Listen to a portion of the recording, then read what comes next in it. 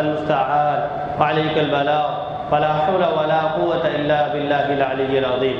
اللهم اقسم لنا من خشيتك ما تحول به بيننا وبين معصيتك ومن اليقين ما تهون به علينا مصائب الدنيا ومتعنا بأسماعنا وأبصارنا وقواتنا ما أحييتنا واجعله الوارث منا واجعل ثأرنا على من ظلمنا وانصرنا على من عادانا ولا تجعل الدنيا أكبر همنا ولا مبلغ علمنا ولا غاية رغبتنا ولا تسلط علينا من لا يرحمنا ولا يخاف فينا يا أرحم الراحمين يا أرحم الراحمين يا أرحم الراحمين.